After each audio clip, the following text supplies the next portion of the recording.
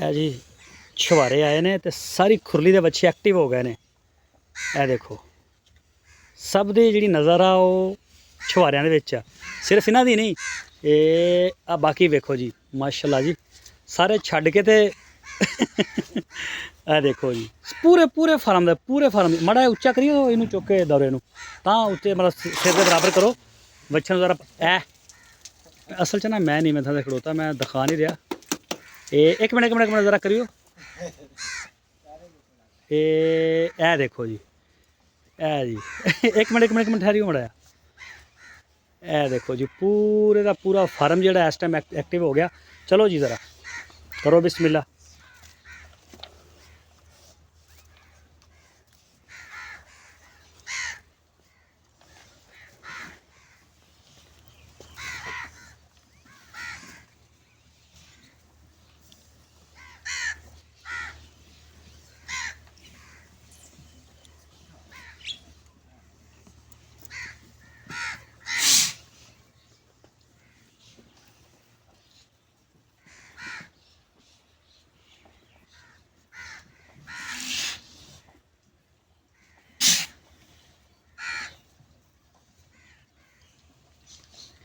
है जी पूरे फार्म के इंशाल्लाह ये सारे मिल जाएंगे जानवरों तो तकरीबन 150-200 ग्राम फी जानवर जोड़ा वो खा लेंदा। ए देखो ना सारे खा रहे हैं और मज़े की गल है कई गिड़कां भी खा जाते हैं गुठलियाँ तो कई जोड़े ने जुगाली करते हुए वो गुठली कढ़ देंगे ने तो बकरियां जड़ियाँ ने वो कढ़ देंदियां जुगाली के टाइम पहले खा लेंदियां ने स्पीड ही बड़ी होंदी उन्होंने टाइम ही नहीं होंदा इन्ना कढ़न दा तो जो खा लेंदियां ने उस तो बाद फिर जुगाली करदियां ने फिर जिथे बकरी बैठी होंदी ना उत्थे वो सारियां गिड़कां कढ़ी जांदी जुगाली के दौरान। ए देखो जी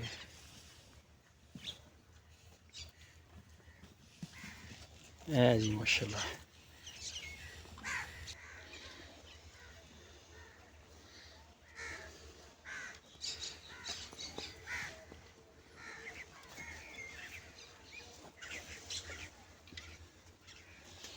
ये जी सारे फार्म दे विच दिते जांदे ने छोटे वड्डे हर जानवर नूं बकरी नूं जिहड़ा जिहड़ा जानवर खांदा ना सब नूं ये दे दिते जांदे ने।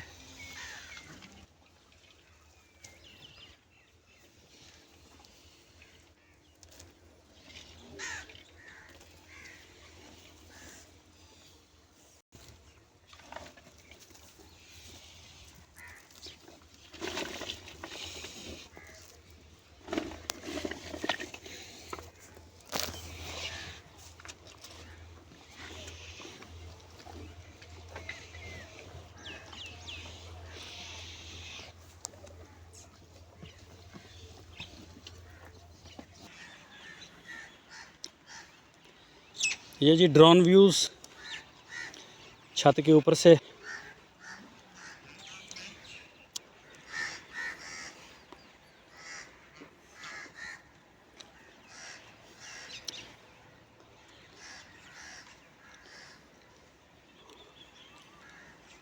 देखो जी माशाल्लाह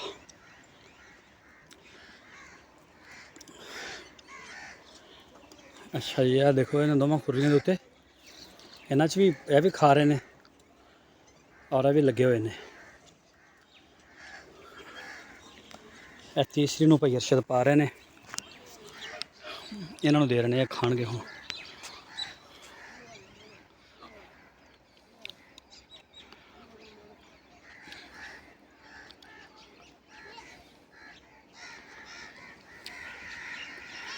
आ जाओ आ जाओ आ जाओ आ जाओ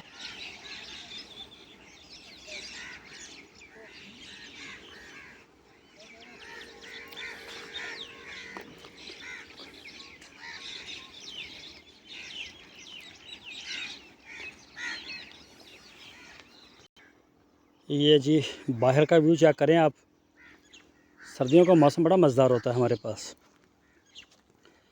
गर्मियों का उतना ही खौफनाक होता है जितना ये अच्छा होता है ना।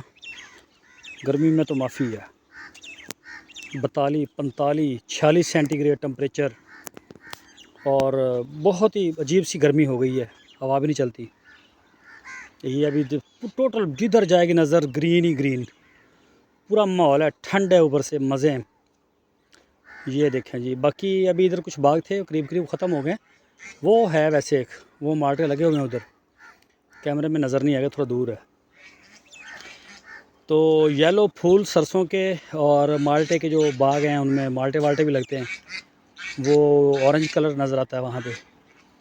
जैसे ये येलो आ रहा है या सरसों का, ये चेक करें, ये ज़बरदस्त।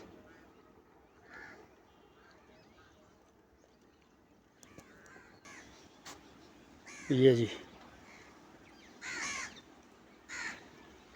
माशाल्लाह, खा रहे हैं जिन जिनको दे दिया ना सारे।